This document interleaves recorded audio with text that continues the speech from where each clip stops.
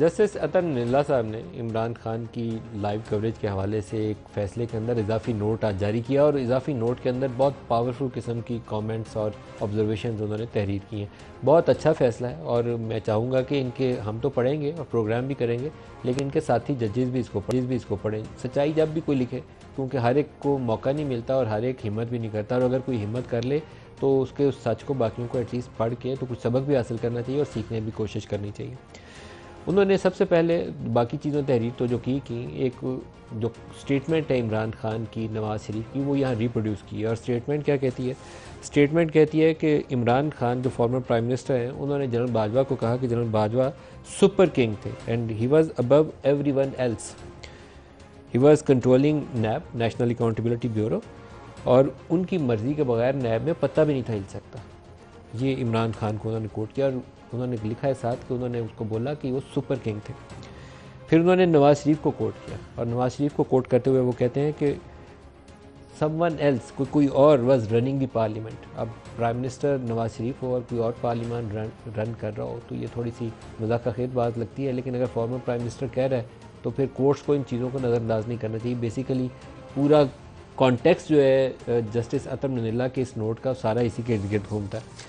बहुत सारी बातें जो उसके अंदर उन्होंने कही कि बुनियादी हकूक़ के तहफ़्फ़ुज़ के लिए कार्रवाई बराह रास्त नशर करना ज़रूरी है, क्योंकि 184(3) के नीचे पहले तो जस्टिस अतर निल्ला ने इस्लामाबाद हाई कोर्ट में ये रिवाज डाला और उसके बाद काजी फ़ायज़ निसार ने बड़ी हिम्मत की। मैं कहता हूँ शाबाश देनी चाहिए, उनको दाद देनी चाहिए कि मुश्किल फ़ैसले हों और वो लाइव कवरेज दिखा रहे हो तो, लेकिन फिर उसके ऊपर डरे नहीं, झिझके नहीं, दिखाते जाएँ, फिर अल्लाह ताला बेहतरी करेगा।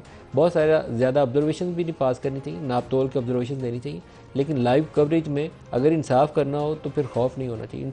सच सच होता है, वो हर एक दफ़ा सच्चाई वही रहती है, बदलनी नहीं पड़ती।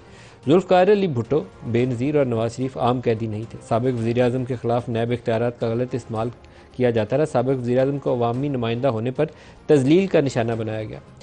इमरान खान भी आम कैदी नहीं है, कई मिलियन पैरोकार हैं। अवाम के मुंतखब नुमाइंदों की जानिब इस अदालत की तारीख शफाफ नहीं है।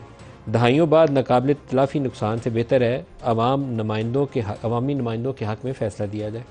इमरान खान ने साबिक़ आर्मी चीफ कमर जावेद बाजवा को एक इंटरव्यू में सुपर किंग करार दिया। इमरान खान ने जनरल बाजवा को कहा कि वो नैब को कंट्रोल कर रहे हैं। नवाज़ शरीफ ने कहा कि पार्लियामेंट को कोई और चला रहा है। कमर जावेद बाजवा ने इन बयानात की तस्दीक भी की और ये कहा कि सियासत में मुदाखलत को तस्लीम किया और कहा कि आइंदा के लिए फ़ौज का जो रोल है वो ख़त्म किया जा रहा है। नैब को सियासी इंजीनियरिंग, मुखालफिन को हरासा करने और नीचा दिखाने के लिए इस्तेमाल किया जाता रहा। तमाम साबिक़ वज़ीर-ए-आज़म नैब का निशाना बने।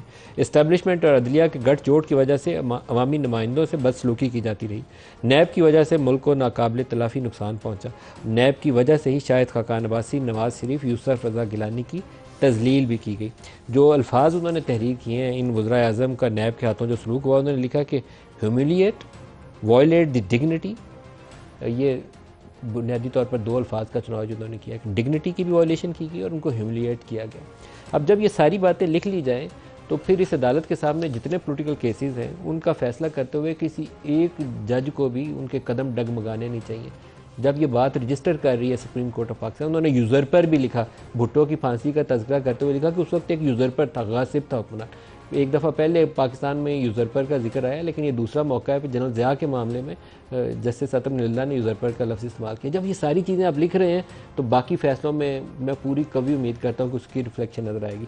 एक चीज़ और मैं यहाँ बोलना चाहता हूँ, क्योंकि मेरे मेहमानों के अंदर एक वो मेहमान भी शामिल है जिनके ऊपर कॉन्टेम्प्ट का मामला चल रहा है। नवाज़ शरीफ की हुकूमत गिराते वक्त कुछ लोगों के खिलाफ कॉन्टेम्प्ट की कार्रवाइयाँ की गई। तलाल के ख़िलाफ़ हुई, निहाल हाशमी के ख़िलाफ़ हुई, दानियाल के ख़िलाफ़ हुई। पोलिटिकल वर्कर्स के मामले में कोर्ट को बड़ेपन का मुजाहरा करना चाहिए, मैग्नेनिमिटी। उनको सज़ाएँ देकर, ज़बान के ऊपर टेप लगाकर, ताला मारकर जेल में हवालात में बंद नहीं करना चाहिए। पूरा कैरियर उनका, 1 मिनट की सज़ा दे दे अदालत तो पूरा उनका कैरियर ख़त्म हो जाता है। तो उनको आप डांट डपट लें, उनको बोलें कि आपके अल्फाज का चुनाव नहीं था, आपको शर्मसार होना चाहिए। ये तक कहना ठीक है, अदालत का एहतराम भी करना चाहिए, लेकिन आप कहें कि आपको जेल में डाल दें या 5 साल की नाअहली की सज़ा हो जाए, वहाँ से मेरी तो इल्तिजा भी होगी और दरख्वास्त भी होगी कि अदालत को ग्रेज़ करना चाहिए।